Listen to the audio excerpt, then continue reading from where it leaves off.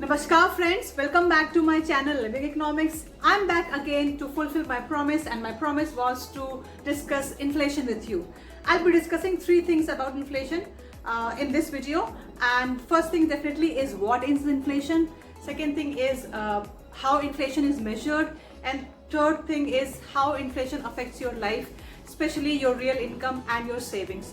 So let's go. Okay, so what is inflation? Before that, let me remind you, sometimes you open the newspaper and you read about the increase in price of onion, or sometimes the increase in price of pulses or any other goods and services, which might be sudden increase in price because of some weather conditions or maybe some political conditions, and we understand that that is inflation. We say that inflation is too high in the country. For your information, a sudden increase in price of any goods and services is not called as inflation. The definition of inflation is persistent rise in general price level. So there are three things which you must keep in mind. First is, it is a persistent rise, in the sense it is a continuous rise without any fall in prices. Second thing, it is about rise in prices definitely. And third thing which you have to keep in mind, that it is all about general price level. So it's not the price of one good or the services which increases and you consider that there is an increase in inflation. It is a general price level. Understand that any sudden increase in price of any goods and services is not called as inflation, because inflation is calculated with the help of consumer price index. Consumer price index is a price index which measures the cost of living of an average consumer. It constitutes a basket of goods which an average consumer would consume in a month. And if that basket a consumer can buy today in 100 rupees, and in next month that basket is as costly as 110 rupees, then we consider that there is a 10% increase in inflation. I'll discuss all these things with the help of illustration. So let's go and see. Okay, so here we are to find out how inflation is calculated. We have already understood what is inflation, which is a persistent rise in general price level. Now we are here to find out what is general price level. Basically, general price level is the price, an average price level of all the items which a typical consumer consumes. So to understand what is general price level in terms of consumer price index, let's say that this is a baby land.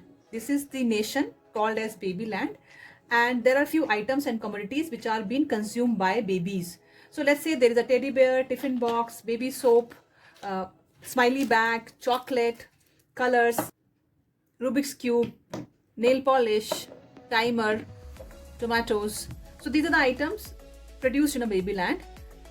So what the organization which calculates inflation in your country do is that they pick up the items which are consumed by a typical consumer in a month, and therefore it is not necessary that all the items are consumed by a consumer in a month. There may be few items which are consumed by very rich people. On an average, normal consumer or a typical consumer doesn't consume. So we will not pick those items to calculate inflation. So let's say out of these many items, we pick 10 items or 10 commodities considered for price index. So we will keep a basket over here, because consumer price index calculates the cost of living of a basket of goods which a typical consumer consumes, and we will keep those 10 items in this basket to calculate inflation, right? Let us assume right now, as a status quo for the sake of simplicity, that all these items are equal to $10 each, and let's say that there are 10 items which are consumed by a typical consumer, a typical baby. So teddy bear is one, then second is the baby soap, third maybe is the smiley bag, fourth is the lotion, baby lotion, fifth maybe is the lamp or electricity for baby, sixth is the color for a baby, seventh, very important, maybe the milk for baby, and eighth is the blanket which a baby would be using, ninth would be the tiffin box of a baby, and 10th would be the football or the rugby ball for a. Let us first see that when it will not be called as inflation. Okay, so let's say there is an increase in the price of teddy bear for some reason, maybe because there is a strike of the transport facilities. That is why there is a lesser supply of teddy bear in Babyland, which increases the price of Babyland for some time. A sudden increase for some time. Price increases from $10 to $15. On the other hand, the price of tiffin box decreased from $10 to $5.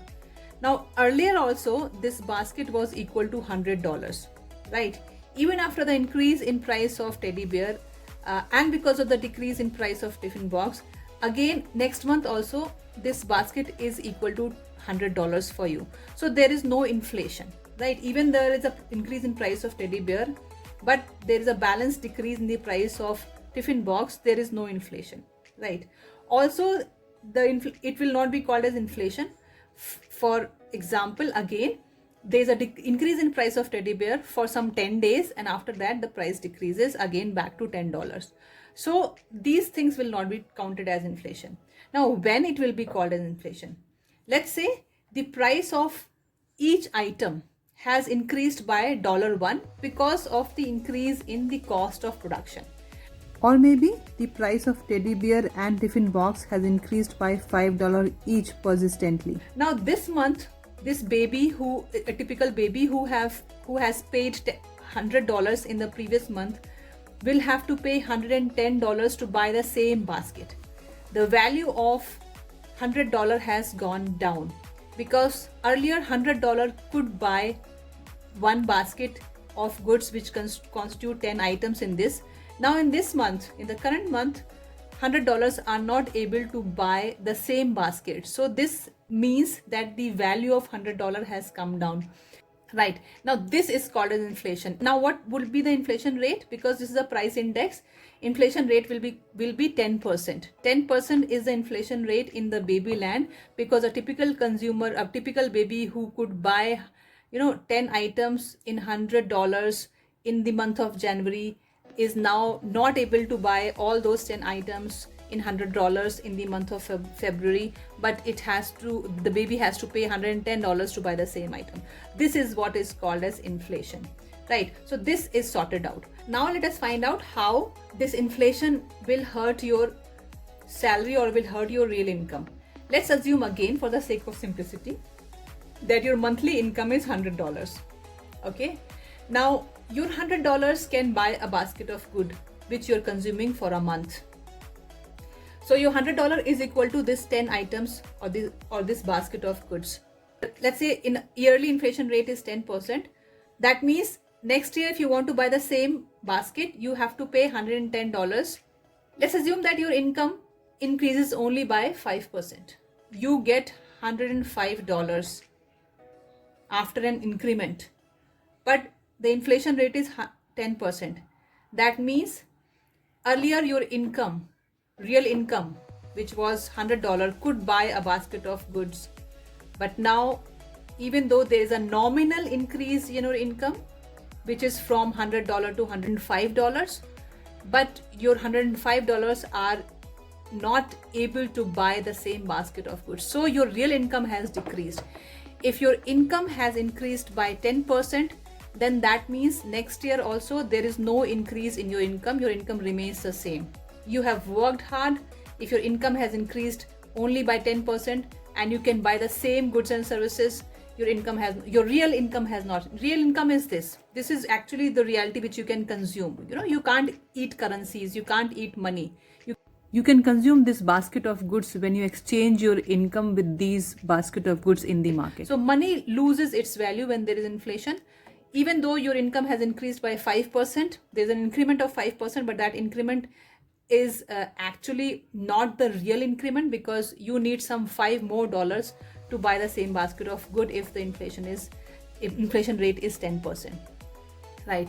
On the other hand, if your income increases by more than 10%, definitely there is some real increase in the income. If the inflation rate is equal to your increment, your income has not increased. If your increment rate is less than the rate of inflation, your real income has actually decreased. When the money or the currency has lost its value because of the rate of the inflation. Second is when you save money in the bank. Again, if let's say the saving bank interest rate is 6% and your inflation rate is 10%. So you are thinking whether you should spend $100 on this or not, or you should save those $100. If you're spending those $100 in today's date, you are able to buy this basket. But if you are thinking of saving that $100 in the bank and want to get back that $100 next year with the interest rate of, let's say, 5% or 6%, right, like I said, you will be able to get back the money $106 only. Whereas next year, this basket of good will be $110. So you have again lost the value of your money which you have saved in the bank to increase because of the interest rate. Since inflation rate is higher than the interest rate, you are losing the value of money by saving them in the bank rather than consuming it currently. How this is the second example of how you may lose the value of your money when inflation rate is too high. Inflation rate is important. 3 to 4% of inflation rate is important to run the economy because it motivates the producer. If price increases, they can increase their profit margin. It motivates the producers and then they produce more, they employ more, they give money to you, and then you get money in your hand and you spend, and it is a cycle which promotes or which stimulates the economy. But any inflation which is more than 5% is harmful for the society, for the economy. So this is it. Next time when your salary increases by less than the increase in the rate of inflation, please ask your employers to increase it at least more than that, because you really work hard for that. So, didn't you find it interesting and informative? I'm sure from now onwards you'll be looking at your real income and not nominal income. I'm sure from now onwards you'll be looking at your saving bank rates and will compare it with the inflation rate. And I'm sure you will understand whether it is good for you to consume your income right now or to save. Being an economist, I must tell you that you should always look at the rate of returns and invest your funds where you find more returns compared to saving banks where the returns may be even lesser than the current year. So also go behind your employers and tell them that you exactly know whether your real income has increased or not. See, I'm not influencing your mind, but these things you must look at when you work hard for your company. So stay tuned for more. Till then, take care. Bye.